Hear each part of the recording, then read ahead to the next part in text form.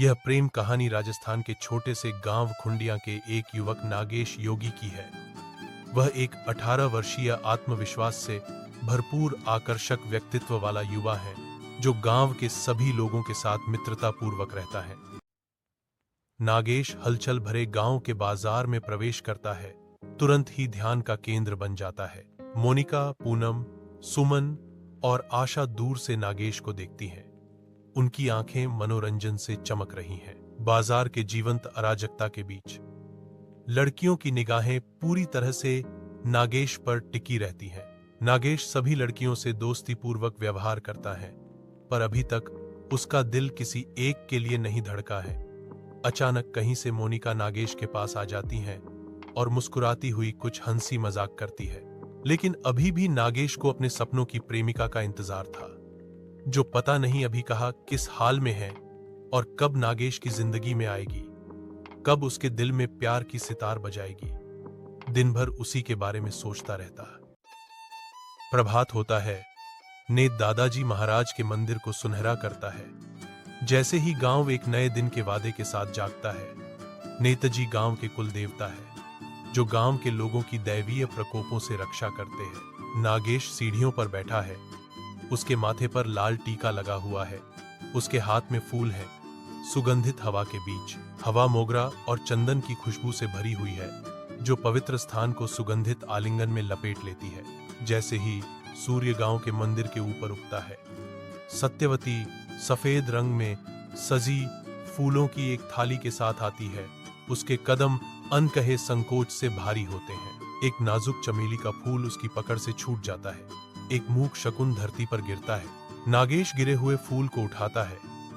उसकी आंखें सत्यवती की आंखों से मिलती हैं। साझा समझ और अनकहे स्नेह का एक क्षणिक आदान प्रदान।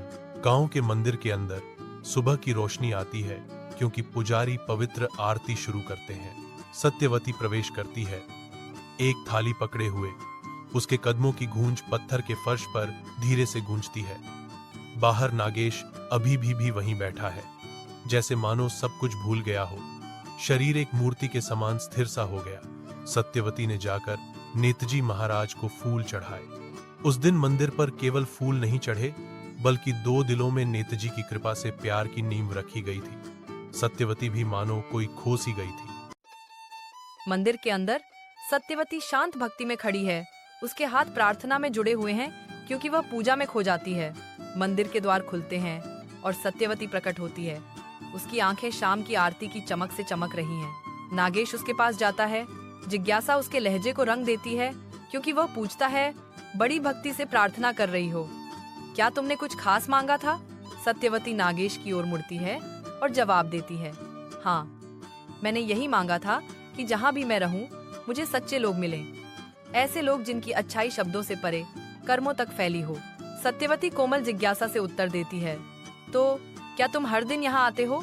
नागेश विचारमग्न होकर कहते हैं, लगभग, जब कुछ उलझन भरा होता है या जब मैं खुद से दूर होने लगता हूँ। सत्यवती पूछती हैं, तुम क्या करते हो? नागेश बताते हैं, मैं कॉलेज में समाजशास्त्र पढ़ रहा हूँ। वे शांत शाम में धीरे से एक साथ हंसते हैं। सुबह की धूप में नहाया हुआ नेताजी महाराज मंदिर शांत खड़ा है, आशा और आध्यात्मिकता का प्रतीक। सत्यवती नागेश को ध्यान से सुनती है।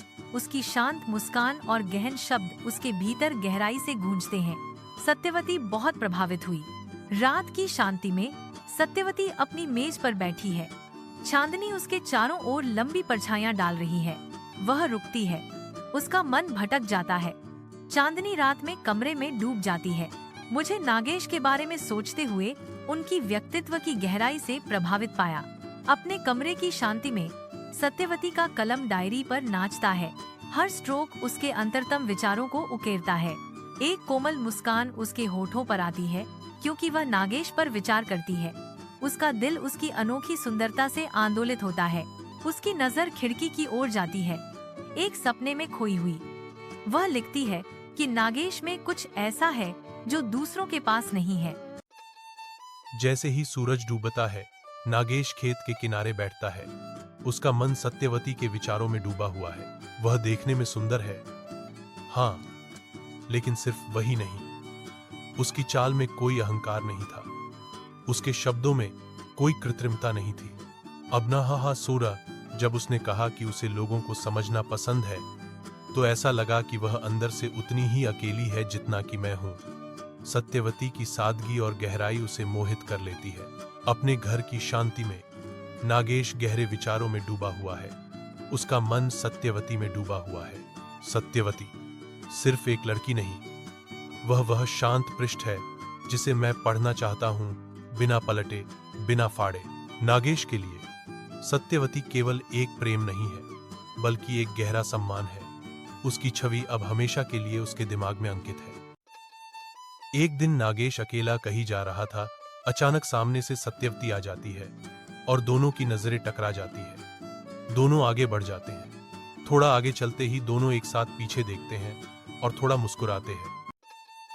प्राचीन वृक्षों की चितकबरी छाया के नीचे सत्यवती, काजल और रीमा शांत गांव के तालाब के किनारे बैठकर आपसी मस्ती भरी बातों में मस्त हैं।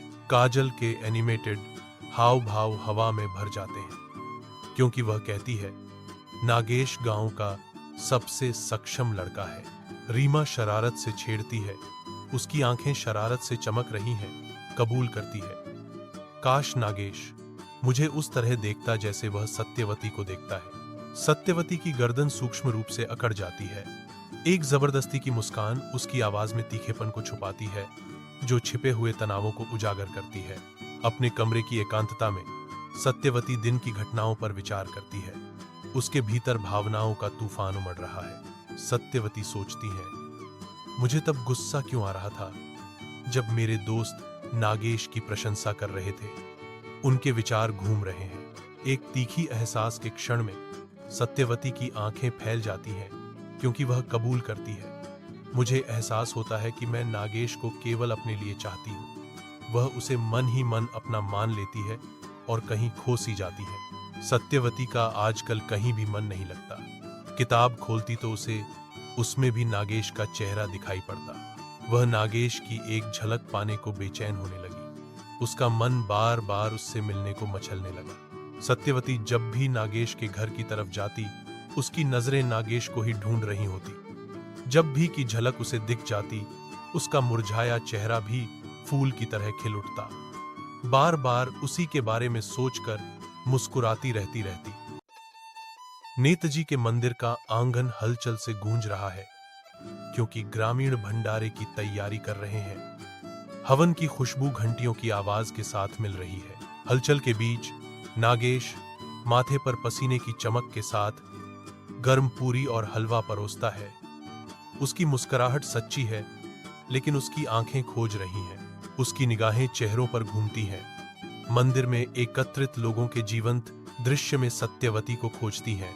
काजल और रीमा सुरुचिपूर्ण पोशाक में सजी नागेश की ओर जाती है। नागेश मंदिर के कार्यों में मग्न उन्हें मुस्कान के साथ अभिवादन करता है, लेकिन उसकी आंखें उसे धोखा देती हैं, क्योंकि वे सत्यवती की ओर मुड़ जाती हैं। अरे नागेश, सब कुछ अकेले ही संभाल रहे हो, हमारे लिए भी कुछ काम छोड़ दो, काजल एक चंचल हंसी के साथ कहती है, जिसके बाद रीमा की हल्की टिप्पणी आती है, अगर तुम इतना काम करोगे तो थक जाओगे। नेताजी महाराज मंदिर उत्सव से चारों तरफ से महक रहा है। एक बगीचे की तरह एक खुशनुमा माहौल बना हुआ है। भक्तों की पंक्तियां उत्सुकता से बैठी हैं। नागेश भीड़ में से गुजरता है। उसकी हंसी और गर्मजोशी सभी को करीब लाती है। अरे बुआ जी, एक और पूरी लो की पेशकश करता है। उसकी खुशी संक्रामक है, जो लोगों को अपनी ओर खींचती है। मंदिर के कोने में सत्यवती दोस्तों के बीच बैठी है। उसकी निगाहें नागेश की ओर खींची हुई हैं। वह नागेश को देखती है, क्योंकि वह हंसता है और दूसरी लड़कियों के साथ खुलकर बातचीत करता है। उसकी दोस्त पूछती है, क्या हुआ सत्यवती, क्या तुम्हें खाना पसंद नहीं है? सत्यवती जवाब देती है, नहीं, कुछ नहीं, मुझे बस थोड़ा गर्म लग रहा है। सत्यवती का मन एक शांत युद्ध क्षेत्र है। उसकी भौहें लालसा और संदेह का मानचित्र है। खामोशी उसकी शंकाओं को बढ़ाती है। हर विचार उसके दिल के किनारों पर टकराती एक लहर है। वह फुसफुसाती है। उसकी आवाज मुश्किल से सुनाई देती है, क्या वह हर किसी के साथ ऐसे ही हंसता है? क्या मैं उसके लिए बस सब में से एक हूँ? या क्या वह कभी मेरी आंखों में छिपी सच्चाई को पढ़ पाएगा? मंदिर के कोने में सत्यवती चुपचाप बैठी है। उसके सामने प्रसाद की एक थाली है। उसका मन भटक रहा है। नागेश की हंसी उसके कानों में गूंजती है, एक कड़वी मीठी धुन। उसकी आंखें आंसुओं से चमक रही हैं, एक रहस्य जो वह अपने दोस्तों से छुपाती है। वह हर किसी को हंसाता है, सबकी मदद करता है, हर कोई उसे प्यार करता है। तो फिर मैं क्यों सोचती हूँ कि उसे केवल मेरा ही होना चाहिए? सत्यवती मंदिर के आंगन में घूमती है। उसकी निगाह चेहरों के समुद्र पर घूमती है जो नागेश की तलाश में है। सत्यवती को ईर्ष्या की लहर दौड़ जाती है जब वह नागेश को देखती है। उसकी हंसी लड़कियों के एक समूह के बीच गूंजती है। यह देख वह कुछ परेशान सी हो जाती है। न जाने क्यों उसे नागेश का हंसना अच्छा नहीं लगा। मुझे उसकी बातों में एक अपनापन महसूस होता है, लेकिन क्या वह हर किसी से ऐसे ही बात करते हैं? क्या उसकी नजर में मैं भी और लड़कियों की तरह ही हूँ, या वो मुझे अपना समझता है? खुद से ही बातें कर रही हैं। कहीं मैं ही तो ज्यादा नहीं सोच रही? क्या मुझे सचमुच नागेश से प्रेम हो गया है? कहीं नागेश किसी और से प्रेम तो नहीं करता? ऐसे तमाम सवालों में उलझी सत्यवती एक तरह कोने में जाकर ख्यालों में खो जाती है।